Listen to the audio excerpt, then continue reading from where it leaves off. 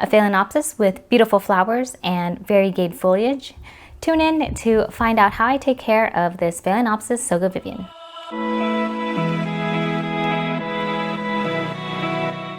Hi, welcome to Attainable Green.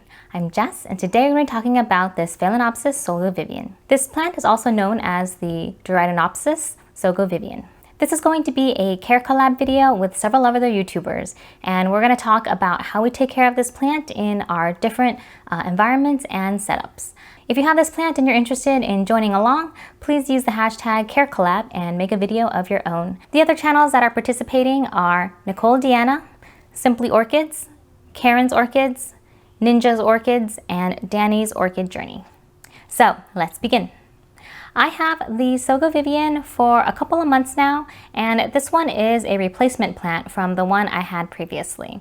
I got this plant about 2 years ago, and after it bloomed, I repotted it, and then the winter season hit, and come spring, the plant got stem rot, root rot, all the leaves fell off, and it died.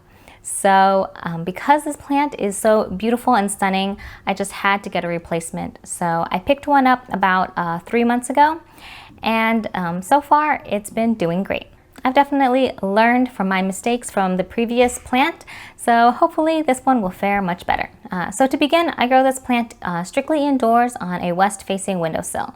And you can tell by the new leaf growth that it's getting quite highlight conditions. The edges of the leaf have a little bit of a pink reddish coloration, and that's the anthocyanin kicking in to give it a little bit of a sunblock for the plant. If you grow it in lower light conditions, that will fade, and also as the plant matures as well, that red coloration will fade as well. The temperatures that I get in here are between 50 degrees Fahrenheit to 85 degrees Fahrenheit in the summertime. And the humidity is between 40 and 60%. With my previous Sogo Vivien, I had it growing in an east-facing windowsill, and it did fine. So either direction, as long as it gets enough light, it'll be perfectly happy. When it comes to water, I water this plant with plain tap water. Here in Southern California, our water is fairly hard. So it has about a pH between 7 and 8 and a TDS between 200 and 300 parts per million. I use slow release NutriCoat on my plants, so it gets a little bit of fertilizer every time I water. During the winter season, usually the slow release fertilizer has kind of run its course, so it doesn't really get fertilizer during the winter season because the growth tends to slow down, so it doesn't really need that additional boost in supplements. The media I currently have this plant in is sphagnum moss, and that is what it came in from the nursery, and I would like to keep it in sphagnum moss in the future. I haven't potted my replacement plant just yet.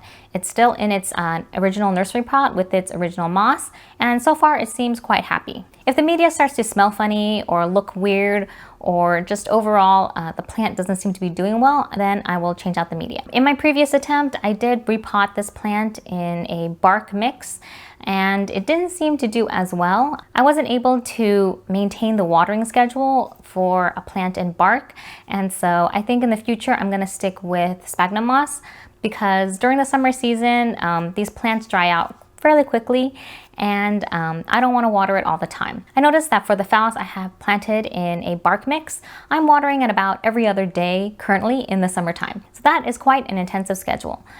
When I pot it in moss, I can get away with about a week, maybe even 7 to 9 days. So that seems to work better for my schedule. When it comes to repotting, phals are pretty flexible, so you can repot it on almost any time of the year. But I would say that there are certain times of the year that are better than others. So usually when you see new growth emerging, like new root tips or new leaves, that's the time that you want to start repotting. During the winter time, when growth slows down, is probably the worst time to repot because the plant's not doing much, and it doesn't seem to adapt well to a change of environment. If the plant is declining and it's an emergency, then definitely repot the plant. But other than that, I try to keep it as low maintenance as possible. Usually I try to keep a very gentle repot. I don't like to pull out or cut off any roots if I don't have to. So I just try to make sure that everything stays as healthy as possible, and I want to keep the same kind of media because it just works in my environment. As for problems with this plant, I would say the only thing that I really struggled with is maintaining it through the winter season.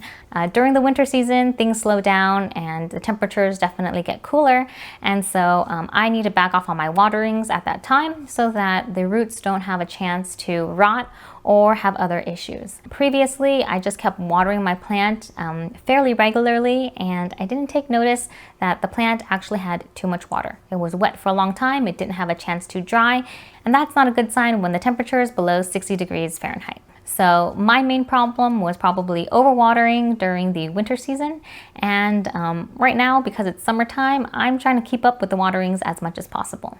So because this plant is potted in moss, I don't have too big of an issue. So right now, it's summertime, and so with this plant, I soak it for about 5 minutes, and then I let the water drain out, and I set it for about a week or so. And because the temperatures here are about 75 to 80 currently, it definitely dries out by the end of the week. And if I delay it any longer, then the moss gets pretty dry and crunchy, and it's pretty hard to re-wet without letting it soak. So for now, to maintain the health of my plant during the summer season, I am soaking the root ball so that it gets enough moisture and hydration during the summer season. Currently, this plant hasn't bloomed yet because it did come in spike when I got it, but I was a little clumsy and I broke it. And I'm probably gonna have to wait for the next flowering season before I will see flowers from this plant. I really love the flowers. I think they're really beautiful. But one thing I did note is that it has kind of these strange mutations on it. So not every flower looks exactly the same and uniform. Sometimes they have some missing parts or some fused petals, some things like that. But I noticed that the previous one tended to have some mutations and some kind of weird things going on. So I don't know if that's a product of the cloning or what, but that is just something to keep in mind. I think over time, the longer that the plant blooms and matures, I think it'll just straighten out all those blooms and it should look nice and neat and tidy. So that's how I take care of the Sogo Vivien. Please check out all the other channels to see how they grow this plant in their environments, and check out some beautiful flowers if they have it in bloom as well.